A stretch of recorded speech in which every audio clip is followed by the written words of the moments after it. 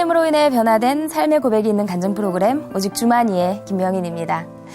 옛말에 몸에 좋은 약은 입에 쓰고 해로운 것은 달다 라는 말이 있습니다. 크리스찬의 삶에서도 가끔은 이 세상적인 것의 달콤함, 그 유혹을 뿌리치지 못하는 분들을 종종 볼 수가 있는데요. 지금 내 입에 달다고 그것을 끊어내지 못한다면 어쩌면 누구나 아는 뻔히 보이는 결말, 구원받지 못하는 죽은 영혼으로 살아가게 될 것입니다. 비록 당장은 덜 달콤하고 입에 쓸지도 모르지만 나의 영혼을 진정으로 채워줄 것이 무엇인지 오늘 이 시간 함께 하시면서 한번 생각해 보셨으면 좋겠습니다. 하나님으로 인해 변화한 삶의 고백이 있는 간증 프로그램 오직 주만이, 오늘도 주님의 말씀이 꿀송이보다 달다는 아름다운 믿음의 사람들이 준비하고 있습니다. 먼저 이 자리 은혜롭게 채워주신 분들과 인사부터 나누겠습니다. 춘천 한마음교회 성도님들 나와주셨습니다. 반갑습니다.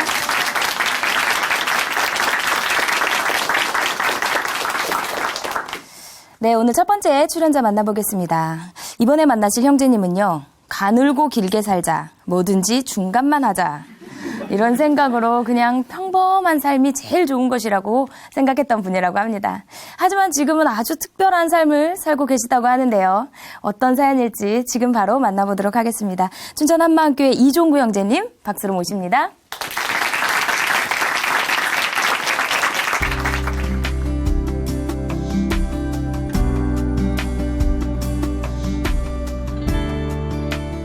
안녕하세요. 춘천 한마음교회 다니는 이종구입니다. 저 보통 사람입니다. 믿어주세요. 한때 모 대통령 때문에 유행했던 말이죠. 저는 평범하고 안정적인 삶을 살고 싶었습니다. 남들 학교 갈 때 학교하고 취업할 때 취업하고 결혼할 때 결혼하는 보통 사람 말입니다. 하지만 지금은 부활하신 예수님을 만나 특별한 삶을 살게 되었는데요. 저에게 너무나 귀한 삶을 허락하신 하나님의 은혜를 간증하겠습니다. 우리 아버님은 건설 현장에서 벽돌을 쌓는 일을 하셨어요. 건설 현장은 날씨 계절의 영향을 많이 받기 때문에 상시적으로 일하는 날이 많지 않았어요. 그리고 항상 사고 위험에 노출되어 있었죠. 그래서 아버님은 자식들만은 안정된 직업을 갖기를 원하셨고 저도 평범한 것을 좋아했습니다. 저의 고교 시절은 정말 평범했습니다.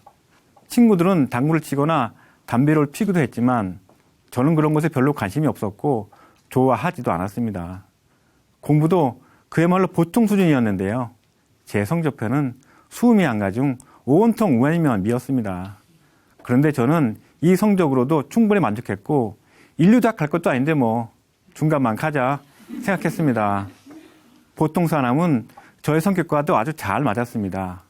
제 좌우명은 짧고 굵게 살자가 아니고 가는 거 길게 살자 했는데요. 인생 뭐 있나? 남들 대학 갈 때 대학 가고 취업할 때 취업하고 결혼할 때 결혼하고 그렇게 사는 게 인생이지 생각했습니다. 저는 대학에 가서도 아주 평범하게 생활했어요. 80년대에는 한창 시위와 데모가 많았지만 관심도 없었습니다. 오로지 안정적이고 길게 갈 수 있는 직업이 무엇일까 고민하다가 공무원 시험을 준비하게 되었습니다. 저는 외할머니를 따라 교회를 다닌 적이 있었는데요. 그래서인지 힘들 때에는 저도 모르게 하나님께 기도를 드렸습니다. 특히 공무원 시험 합격자 발표 날에는 하나님, 공무원 시험에 합격시켜 주신다면 교회를 열심히 다니겠습니다. 하나님께 약속을 했어요. 그 당시에는 서울신문에 합격자 발표가 났어요. 새벽같이 신문 보급소로 달려가 명단을 확인했는데요. 이종구 합격인 거예요. 제 이름을 확인하는 순간 뛸 듯이 기뻤고 하나님께 감사를 드렸습니다. 그런데 그때뿐 더 이상 하나님을 찾지도 않고 하나님과 전혀 상관없는 삶을 살았습니다.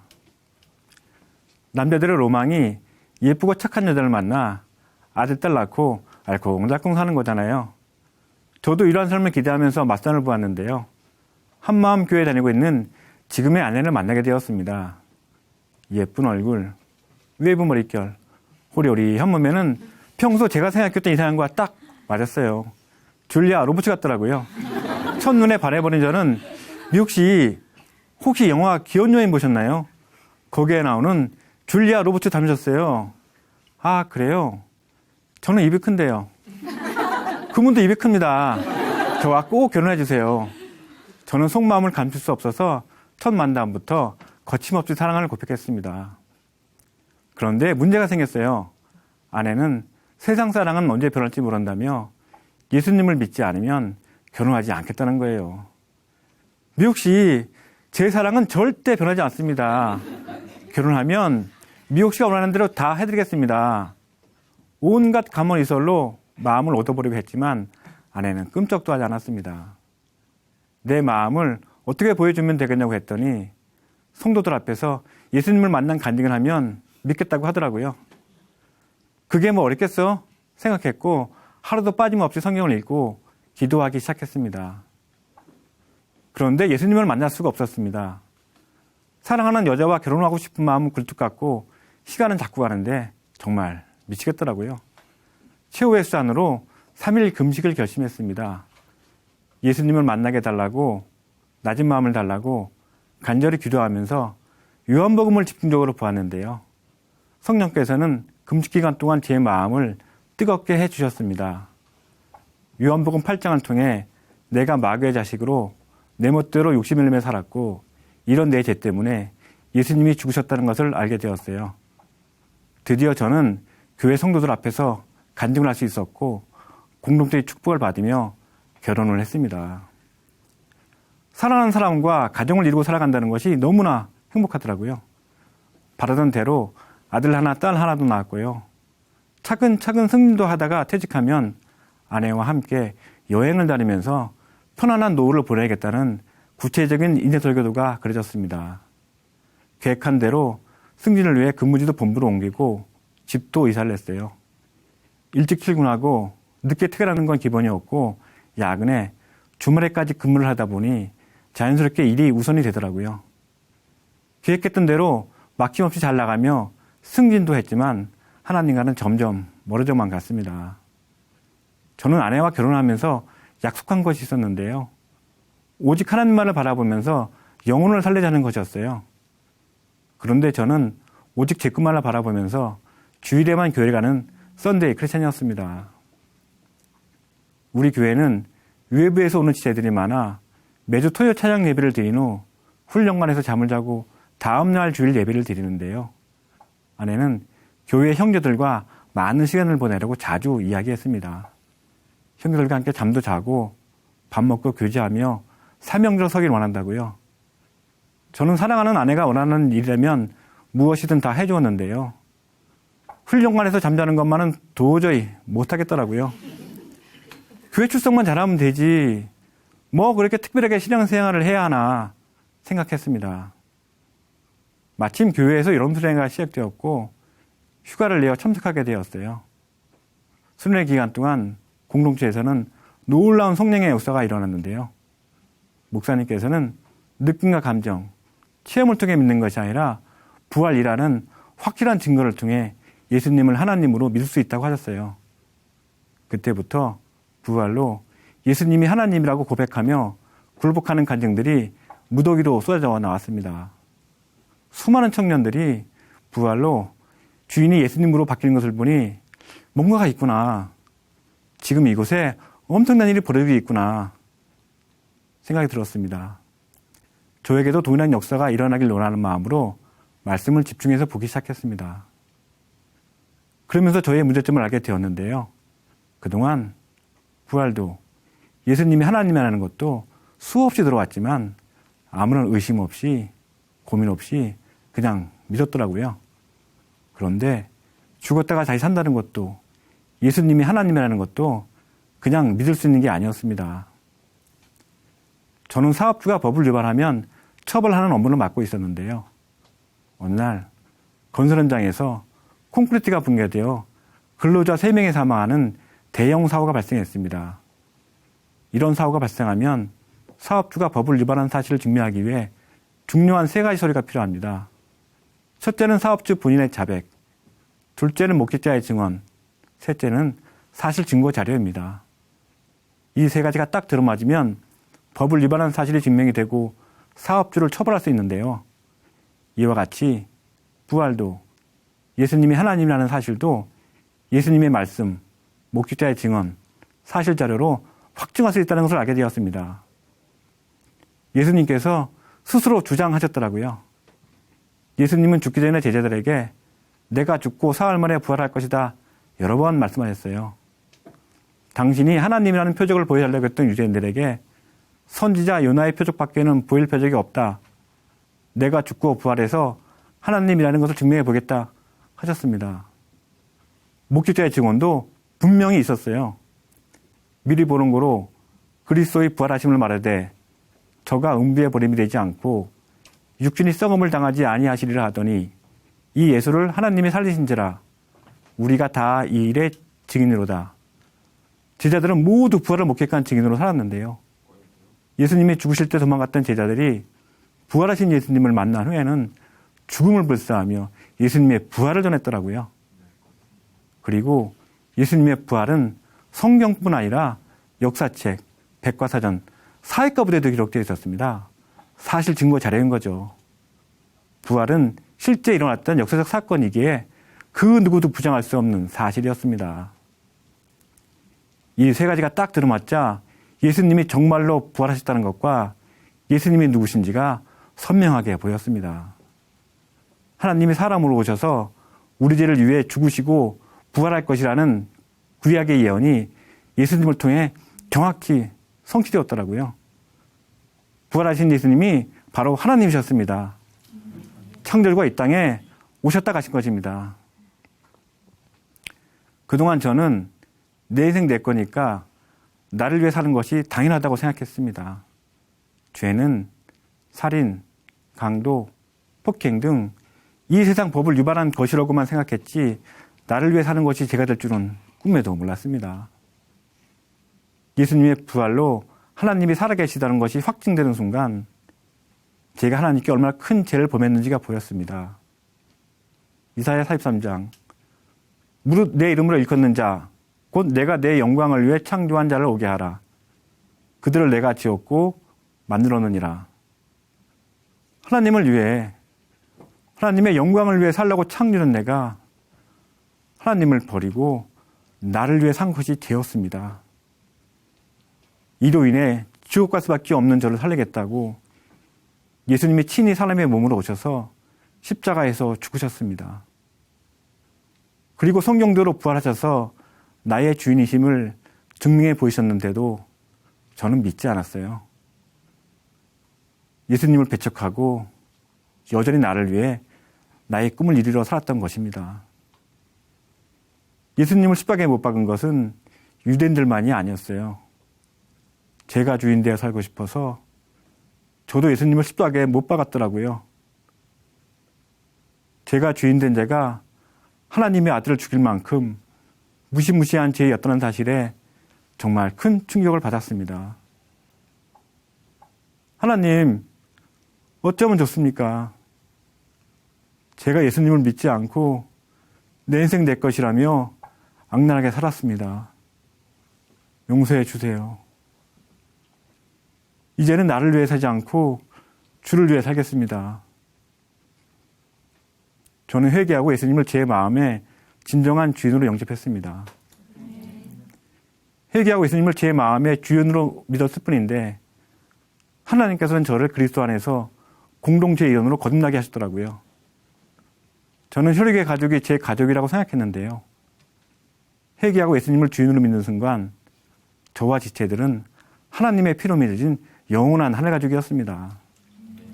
베를린 장벽이 무너지는 것처럼 저의 장벽도 한순간에 무너졌고 드디어 저에게도 전능하신 하나님 그리고 가족 공동체와 동행하는 특별한 삶이 시작되었습니다. 그동안 관심 없던 형제 자매에게 자연스럽게 마음이 열리게 되었고 형제들과 함께 잠자고 함께 교류하며 모든 것을 함께하게 되었습니다. 특별한 것이 없어도 공동체와 함께한다는 그 자체만으로도 기쁘더라고요. 하루는 숙소에서 잠을 자는데 여기저기서 탱크 지나가는 소리가 들리는 거예요. 전쟁이 난 줄 알았습니다. 놀라서 일어나 보니 지체들의 코 고는 소리더라고요. 처음에는 적응을 못해 잠을 많이 설쳤는데요. 지금은 그 소리가 자장가처럼 은은하게 들립니다. 주일에는 교회에서 주차 봉사를 하고 있어요. 춘천의 여름은 너무 덥고 살이 따가울 정도로 햇빛이 뜨거운데요. 저는 더위를 많이 타는 체질이에요. 주차 안내를 위해 이리 뛰고 저리 뛰고 하다 보면 땀이 많이 나서 힘겨울 때가 많아요. 하지만 하늘 가족을 위해서 주차 봉사를 하는 것이니 마음은 기쁘고 뿌듯합니다. 이전에 집에서 혼자 쉬고 TV를 보던 세상 즐거움과는 비교도 할 수 없는 기쁨을 맛보고 있습니다. 저는 승진을 목표로 직장 생활을 열심히 했습니다. 몇 살에는 내 끝까지 승진하겠다는 계획을 세우고 승진만을 위해 달려갔어요. 그러다 보니 동기들보다 뒤처지지 않고 앞서서 승진을 했는데요. 요즘은 승진보다 복음을 증거하는 일을 더 중요시하고 있습니다. 직장 동료들이 영혼으로 보이면서 살리고 싶은 마음에 신의회를 만들게 되었어요. 첫 예배 때 10명 정도가 모였는데 참 감격스럽더라고요. 일주일에 한 번씩 만나 교제도 하고 예수님이 죽고 부활하셔서 우리의 주인이 되셨다는 복음을 반복적으로 전해왔습니다. 크리스마스 때에는 예수님은 부활하셨습니다. 문구가 적힌 작은 선물을 직원들에게 나눠주기도 하였는데요. 직원들은 예수님의 탄생이나 부활보다는 간식을 더 좋아하더라고요. 그래도 예수님의 부활을 전할 수 있어서 기뻤습니다. 어느 날 신우회에서 함께 예배를 드리던 여직원이 갑자기 급성 백혈병에 걸려 중환자실에 입원하게 되었습니다. 평소에 부활을 알고 있다고 생각해서 복음을 받아들이지 못했던 직원인데요. 죽음 앞에 서자 마음이 낮아진 직원은 부활하신 예수님을 주인으로 영접하고 천국에 대한 확신을 갖게 되었습니다. 그 직원은 부활의 소망이 있으니 이제는 죽음이 두렵지 않아요 고백했고 편안하게 죽음을 맞이했습니다. 이 사건을 통해 저는 부활의 능력이 얼마나 큰지 똑똑히 볼 수 있었습니다. 예수님을 영접한 후 우리 부부에게는 많은 변화가 생겼는데요. 우리는 주중에는 따로 떨어져 있다가 주말이면 만나는 주말 부부예요.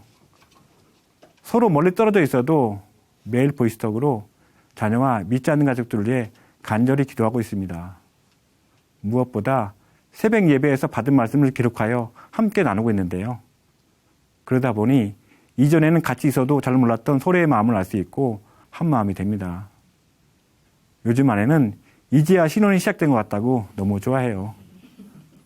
우리 부부는 복음으로 하나가 되어 같은 방향을 바라보고 있습니다. 지금은 직장에서 퇴직연금 업무를 담당하고 있는데요. 요즘은 100세 시대를 맞아 노후 생활을 참 중요하게 생각하잖아요. 그래서 많은 사람들이 국민연금, 퇴직연금, 개인연금 등 다양한 연금에 가입하고 노후를 대비합니다. 저도 예수님을 만나지 못했다면 제 인생 설계도대로 노후 대비반을 위해 살았을 거예요. 하지만 지금은 아내와 약속했던 것처럼 영혼을 살리는 사명을 잘 감당하며 영원한 나라, 천국을 준비하며 살고 있습니다. 저는 보통 사람으로 그저 평범하게 살고 싶었어요. 그런데 지금은 부활하신 예수님을 만나 하늘가족 공동체와 함께하며 아주 특별한 삶을 살고 있습니다. 전능자와 그리고 공동체와 함께하는 삶은 세상 즐거움과 비교할 수 없는 천국 그 자체의 삶인데요. 남은 삶, 도역자인 아내와 함께 복음의 사명자로 힘차게 달려가겠습니다. 감사합니다.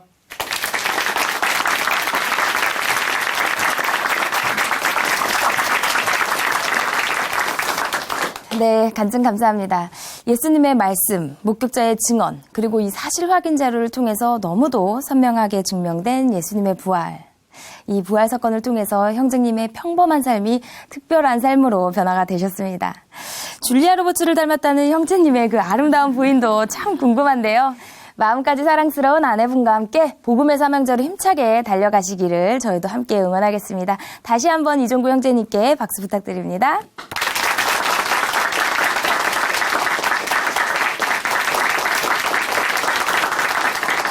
아름다운 믿음의 고백으로 하나님의 은혜를 나누는 오직 주만이 오늘 두 번째 출연자 만나보겠습니다. 지금 만나실 형제님은요, 결혼도 물론이고요, 이 가정에 대한 꿈을 가질 수가 없었던 분이라고 합니다. 빠듯한 현실에 힘들고 거기다가 세상적인 재미에 빠지게 되면서 더욱 그랬다고 하는데요. 지금은 어떤 모습으로 우리를 찾아오셨는지 바로 만나보도록 하겠습니다. 춘천 한마음교회 이정균 형제님 박수로 모십니다.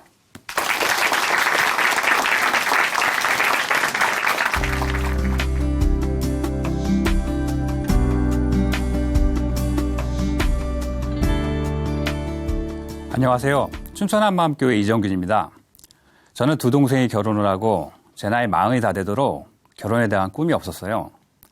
장남으로 부모님 모시고 사느라 몸과 마음의 여유가 없었거든요. 그런 제가 예수님 믿는 자매를 만나 부활하신 예수님을 주인으로 모시고 주님께서 원하시는 가정을 갖게 된 간증을 나누고자 합니다. 저는 이남 일녀 중 장남으로 태어났어요.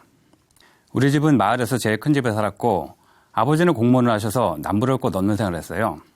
그러던 중 아버지께서 공무원 생활을 그만두시고 집안의 모든 재산을 투자해 사업을 하셨는데 함께 동업한 친한 친구의 배신으로 한순간에 거리로 나앉게 되었습니다.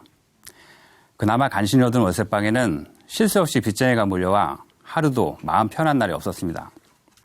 그런데도 아버지는 자존심을 내세우며 일자리를 구하지 않으셨고 돌아가시는 그날까지 평생을 백수로 사셨어요. 저는 그런 아버지를 원망했고 성인이 되어서도 무시하며 살았습니다. 저는 간신히 대학을 졸업한 후 계속해서 일을 하며 빚을 갚아 나가야 했습니다. 돈만이 제가 살 길이라 생각했지만 현실은 그리 만만하지 않았습니다. 아무리 벌어도 늘어난 이자 갚기 빠듯했고 늘 밑빠진 독에 물 붓기 같은 악순환의 연속이었습니다. 시간이 지나 동생들은 결혼을 했지만 저는 모아둔 돈도 없었고 장남이라 부모님도 모셔야 하니 결혼은 꿈도 꿀 수 없었습니다. 그리고 무엇보다 제 마음 한켠에는 아버지처럼 무능력한 가장이 될지도 모른다는 두려움이 자리 잡고 있었습니다. 그나마 저에게는 술과 담배가 유일한 낙이었습니다. 우리 회사는 현장에서 일하는 분들이 많았기에 저는 일이 끝나면 현장 직원들과 함께 술로 하루의 고단함을 달랬습니다. 자연스럽게 담배 피는 양도 늘어났고요. 밤늦게까지 술을 마시고 새벽같이 일을 나가고 또다시 퇴근 후 밤늦게까지 술을 마시며 아무 의미 없는 삶을 지속해 나갔습니다. 그렇게 의미 없는 나날을 보내다가 어느 날인가 어릴 때부터 알고 지내던 회사 여직원이 갑자기 예수님 이야기를 하는 거예요. 그때 당시 제 관심사는 오직 술뿐이었습니다. 그중에서도 비싸지만 왠지 고급스러운 양주를 종류별로 모두 먹어보고 싶었습니다. 술을 먹고 나면 기분이 붕 뜨고 온 세상이 다 제 것 같았거든요. 늘 술에 쩔어있는 제게 예수님 이야기는 잔소리로밖에 들리지 않았습니다. 틈만 나면 예수님 이야기를 하니 귀찮아 피하게 되었는데 하루 종일 제일 많이 시간을 보내는 곳이 사무실이라 피하는 것도 한계가 있더라고요. 그런데 이번에는 친구라면서 또 다른 자매들이 오는 거예요. 올 때마다 예수님 이야기를 하는데 듣기는 싫고 우라통은 터지고 그렇다고 화도 낼 수 없고 어쩔 수 없이 앉아 있었습니다. 그렇게 시간이 지나다 보니 예수님에 대해 아주 조금씩 관심이 생기기 시작했어요. 근데 사실 그때는 총각 때라 예수님보다는 말씀을 전해주는 자매에게 더 관심이 갔습니다. 그때부터 제 삶의 리듬이 깨지기 시작했어요. 회사 동료들과 술 마시며 친목 다지는 것이 1순위였던 제가 어느 순간 술자리보다는 작은 교회라는 곳을 따라가게 되었고 작은 예배 드리는 자매들과 어울리게 되었습니다. 어느 날 자매들의 권유로 춘천 한마음교회를 가게 되었습니다.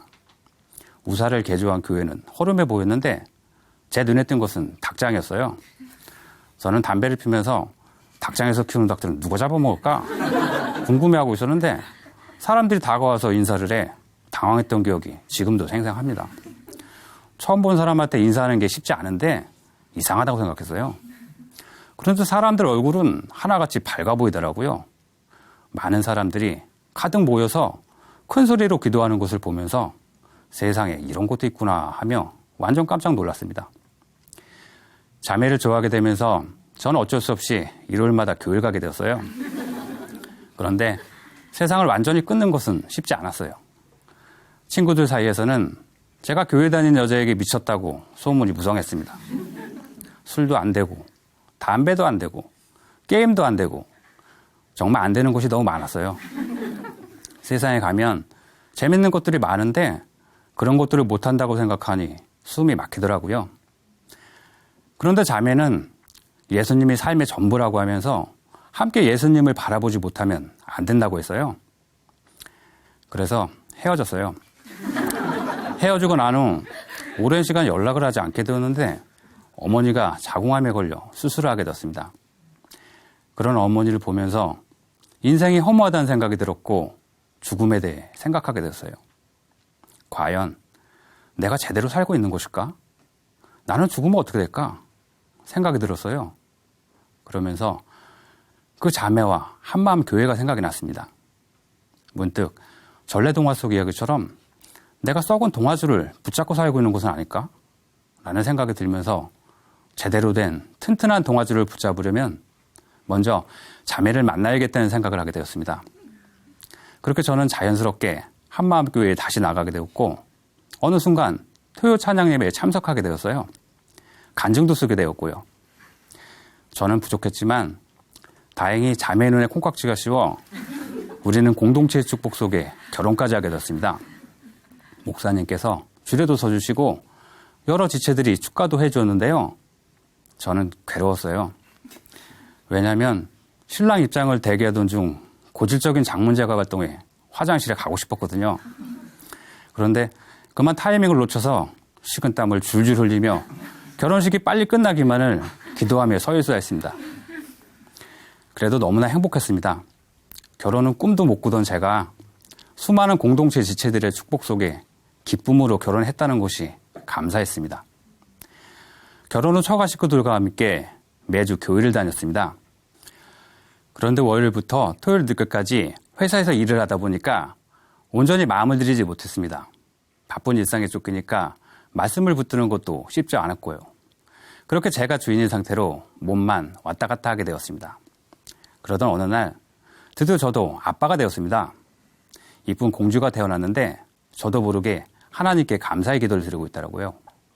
저는 절대로 무능한 아버지처럼 가족을 고생시키지 않을 거라 각오를 했었는데요. 저는 먼저 아내와 아이를 위해서라도 열심히 신앙생활을 해야겠다고 결심을 하고 행동에 옮겼어요. 아내 몰래 하던 술을 완전히 끊게 되었고 간증도 매주 기록하려고 노력했어요. 술을 끊으니까 자연스럽게 인간관계가 정리가 되었는데요. 우리 빼면 아무것도 없다던 친구들마저 등을 돌리더라고요. 말씀을 계속해서 듣다 보니 저에게도 조금씩 말씀이 들리기 시작했어요. 그리고 무엇보다 아들을 주신 하나님의 마음을 보게 되었습니다. 자식을 키워보니 정말 눈에 넣어도 아프지 않을 만큼 사랑스러웠어요. 그런데 하나님께서는 어떻게 하나밖에 없는 아들을 주셨을까 생각하게 되었어요. 저는 절대로 못했을 거예요. 아니, 아예 생각조차 하지 않았을 겁니다. 아들을 주신 하나님의 마음을 생각하니 제 마음도 너무나 아팠어요. 그리고 하나님께 너무나 죄송했어요. 하나님 앞에서 나는 어떻게 해야 하나 생각하게 되었습니다. 그때 너무나도 많이 들었던 요한복음 2장 말씀에 죽은 자 가운데서 살아나신 후에야 제자들이 이 말씀하신 것을 기억하고 성경과 예수의 하신 말씀을 믿었더라 라는 말씀이 생각났어요. 그제서야 제자들의 입장에서 부활을 보게 되었어요. 죽으신 스승님이 3일 만에 다시 눈앞에 나타났을 때 놀라움과 무서움, 기쁨이 교차했을 거예요. 그리고 예수님이 바로 하나님이시구나 알게 되었을 거예요. 예수님의 부활하심을 눈앞에서 보았기에 그들은 더 이상 흔들리지 않는 너무나 확고한 믿음을 갖게 되었습니다. 예수님의 부활이 얼마나 놀랍고도 엄청난 사실인지 그대로 제 마음에 임해버렸습니다. 예수님은 성경의 예언대로 부활하신 나의 주, 나의 하나님이셨습니다. 부활이면 모든 것이 다 믿어진다고 하신 목사님 말씀이 드디어 제게도 실제가 되었습니다. 저는 부활로 말미암아 성경의 모든 말씀에 진심으로 아멘할 수 있게 되었습니다. 성령님께서는 요한일서 2장 말씀을 통해 저의 악한 중심을 정확히 가르쳐 주셨어요. 이 세상이나 세상에 있는 것들을 사랑치 말라. 누구든지 세상을 사랑하면 아버지의 사랑이 그 속에 있지 아니하니 이는 세상에 있는 모든 것이 육신의 정욕과 안목의 정욕과 이생의 자랑이니 다 아버지께로 쫓아온 것이 아니오 세상으로 쫓아온 것이라. 이 말씀을 묵상하는데 제게 직접 하시는 말씀으로 들렸어요. 교만하고 세상을 사랑하고 제 마음 내키는 대로 제가 주인 되어 사는 저를 성령님께서는 꾸짖으시는 것 같았어요. 아들을 주신 하나님 앞에서 예수님 믿지 않는 죄를 회개하고 부활하신 예수님을 마음 중심의 주인으로 믿어야 하는데 그러지 않았습니다. 교만한 내가 주인이었습니다. 믿기 싫어하고 변하기 싫어하는 제가 바로 마귀의 자식이었습니다. 이 세상에 안주하며 세상의 것에 길들여져 세상의 달콤함과 쾌락만을 쫓아 자기가 죽는 줄 모르고 달려드는 불나방 같은 자였습니다.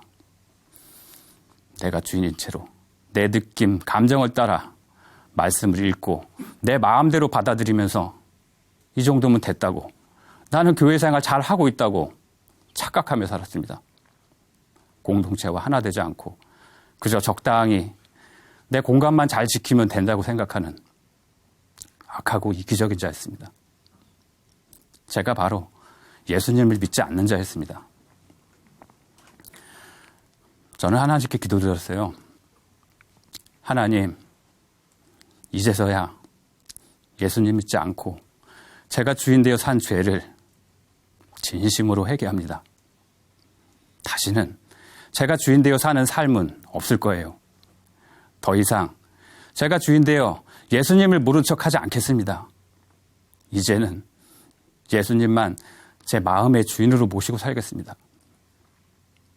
이렇게 진심으로 예수님 믿지 않는 악한 죄를 회개하고 제 마음에 예수님을 주인으로 모시고 나니까 제 마음에 기쁨이 가득했습니다. 저를 위해 죽으시고 부활하셔서 저의 주인 되어주신 예수님께 너무나 감사했어요. 항상 저와 함께 하심도 감사했어요. 저의 옛사람은 예수님과 함께 십자가에 못 박혀 죽었습니다. 저는 예수님과 연합된 자로 예수님만 위해 살면 되는 거예요. 딸아이가 태어나기 직전 아버지가 폐암 말기라는 것을 알게 되었는데, 말기라 이미 손을 쓸 수 없다는 의사의 말에 마음이 착잡했어요. 감사하게도 아내가 아버지께 복음을 전해주었어요. 아버지는 자존심이 강해 누가 조금만 말을 길게 하면 당신을 무시한다 생각하고 화를 내셨는데요. 아내는 묵묵히 교제를 해드렸고 어느 날 저녁 기쁘게 부활하신 예수님을 주인으로 영접하시고 부활 책자에 있는 영접 기도문을 벽에 붙여 계속 보셨어요. 3개월이라는 짧은 투병 생활 속에서 계속해서 말씀으로 교제해드리며 천국 소망을 나누었고, 아버지는 저와 여동생이 보는 눈앞에서 평안한 얼굴로 솟아나셨습니다. 눈을 감으시는 아버지의 모습을 보는 순간 아버지가 천국 가셨다는 것을 확신할 수 있었고 너무나 감사했습니다. 평생 하지 못했던 효도를 아내 덕에 마지막에 할 수 있었음에 감사했어요. 아버지의 장례식은 목사님과 공동체 지체들이 함께 해주었는데요. 더욱더 천국을 소망하는 시간이 되었습니다. 아버지는 살아생전 믿는 아내를 아껴주셨고 아내를 따라 기독교로 모든 것을 바꾸시겠다고 가족들에게 말씀하셨어요. 그리고 그동안 지냈던 제사도 없애겠다고 하셨고요. 어머니는 아버지가 돌아가신 후 혼자 몰래 제사를 준비하시고 제사상을 차려놓았었는데요. 그 다음날 너무나 아프셔서 응급실에 가셨다고 전화가 왔어요. 그러면서 저희 부부에게 제사를 지내서 그런 것 같다며 다시는 제사를 지내지 않겠다고 하시더라고요. 아버지가 돌아가신 후 너무나 우울해하시던 어머니였는데 어머니가 사시는 윗집에 목사님 부부가 이사 오시게 되었어요. 평상시 주변 사람들과 나눠 먹는 것을 좋아하시던 어머니라 목사님 부부와 친해지셨고 교회를 다니시더니 열심히 신앙생활 하시게 되었어요. 지금은 매일 새벽기도까지 나가시며 자녀들과 함께 기도하고 계십니다. 사실 저는 아내가 임신했을 때 한 번도 따뜻하게 대해주지 못했습니다. 먹고 싶은 것이 있으면 말만 해 라고 큰소리치며 그냥 지나치게 있었어요. 태교에도 관심이 없었고요. 감사한 것은 그때 당시 아내는 학교에서 복음을 전하고 교회에서도 말씀을 전하고 작은 교회에서도 말씀을 전하니 저절로 태교가 되었더라고요. 이젠 저에게 같이 말씀 보자고 하고 찬양하자고 하고 간증 기록하자고 해요. 제가 늦게까지 TV를 보려고 하면은 씩 웃으며 예수님이 싫어하세요 하고 말하면서 TV를 끕니다. 저는 돈이 전부라고 생각했기 때문에 연애 시절 헌금 문제로 많이 다퉜어요. 내가 힘들게 번 돈을 왜 바쳐야 하나? 그럴 거면 교회를 다니지 않겠다고까지 했어요. 그런데 예수님을 제 마음의 주인으로 모시고 나니까 제 인생의 주인도 제 물질의 주인도 예수님이시더라고요. 11조 하는 것은 당연한 것이고 주를 위해 쓰는 것도 당연한 것이었어요. 부활하신 예수님을 만나고 영원한 나라를 준비할 수 있게 해주신 것이 너무나 감사합니다. 저는 경제권을 아내에게 맡기고 모든 것을 함께하게 되었는데요. 그런데 신기한 것은 오히려 총각 때보다 돈도 더 많이 모았고 우리 가정에 기쁨이 넘치게 되었습니다. 우리 가족은 제가 사는 지역의 지체들과 노방전도를 나가기도 했는데요. 추운 겨울날 얼굴이 새빨개지도록 함께 전도를 나간 적도 있어요. 예전에 저였으면 술 먹어서 얼굴이 빨개져 비틀거리며 돌아다녔을 텐데 전도하면서 얼굴이 빨개지니 신기하더라고요. 가족 사진 중에는 아내와 딸아이와 함께 전도하다가 찍은 사진도 있는데요. 제가 봐도 너무나 기쁘고 행복해 보입니다. 그리고 아내가 주일학교 일을 하고 있어서 집에서 선물을 포장해야 할 때가 많은데요. 가족과 함께 웃으며 주의 일을 하니 너무나 행복합니다. 주일날 교회에서 바쁜 아내를 대신해서 딸아이와 함께 유치부 예배에 참석하고 아이를 돌보는 일도 제게는 감사한 일이 되었습니다. 우리 가족은 날마다 우리 가정의 주인 되신 예수님 이야기를 하면서 서로를 사랑하는 믿음의 가정이 되었습니다. 제가 아직은 부족하지만 집안의 가장으로 주를 위해 함께 살게 하신 하나님의 은혜가 너무나 감사합니다. 결혼 안 했으면 큰일 날 뻔했습니다. 저 같은 죄인에게도 믿는 자매를 만나게 하시고 복음을 듣게 하시고 공동체를 누리게 하시고 천국 소망을 향해 달려가게 하심에 너무나 감사드립니다. 예수님이 저의 주인 되시고 우리 가정의 주인 되어주심에 너무나 감사합니다. 앞으로도 주님과 동행하며 사랑하는 가족과 함께 그리고 믿음의 영원한 형제 자매들과 함께 죽도록 충성하겠습니다. 예수님 사랑합니다. 감사합니다.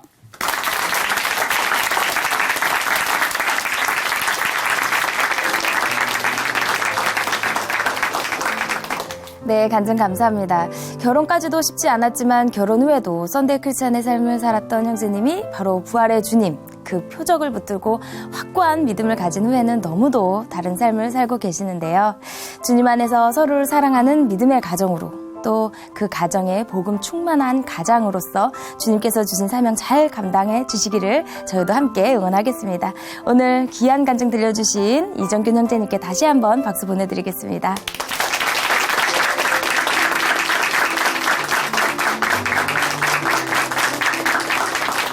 하나님으로 인해 변한 삶의 고백이 있는 간증 프로그램 오직 주만이 오늘은 여기까지입니다. 지금까지 함께해 주신 춘천 한마음교회 성도님들 그리고 시청자 여러분 감사드립니다. 오늘도 성령의 인도하심 가운데 승리하는 하루 보내세요. 감사합니다.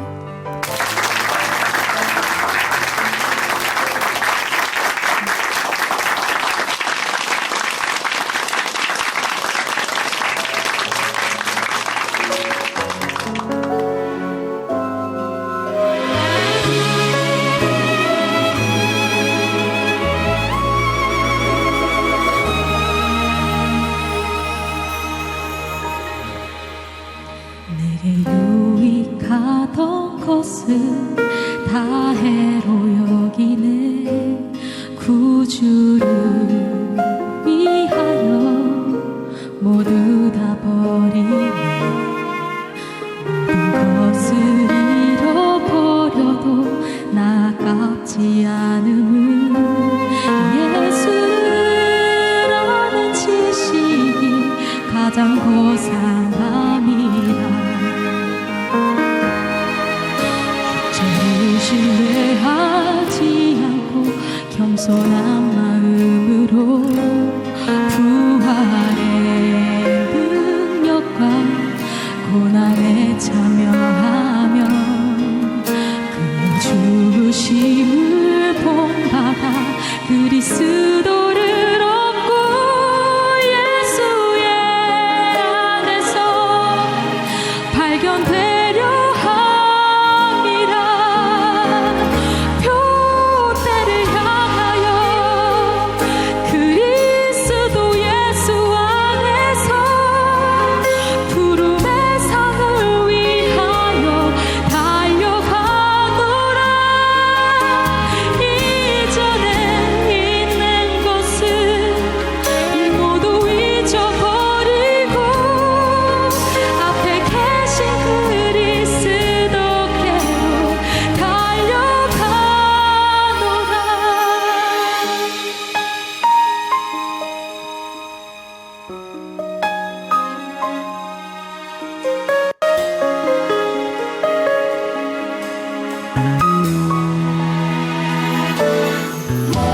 전부 신뢰하지 않고 겸손한 마음으로 부활의 능력과 고난에 참여하며 그의 죽으심을 본받아 그리스도를 얻고 예수의 안에서 발견되려 함이나. 표대를 향하여 그리스도 예수 안에서 부름의 상을 위하여 달려가노라. 이전에 있는 것은 모두 잊어버리고 앞에 계신 그리스도께로 달려가노라. 율법에서 난 것이 아니요 오직 그리스도를 믿는 믿음으로 난 것이라.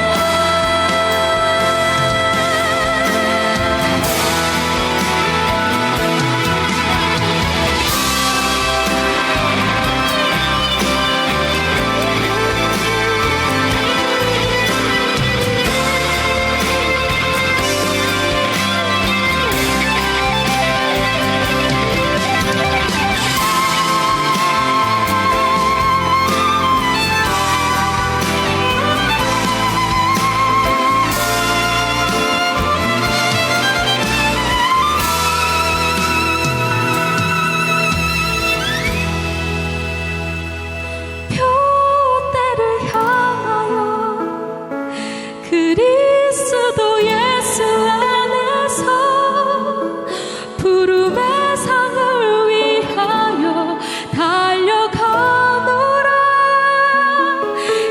이전에 있는 것은 모두 잊어버리고 앞에 계신 그리스도께로 달려가노라. 이 마음을 품노라. 예수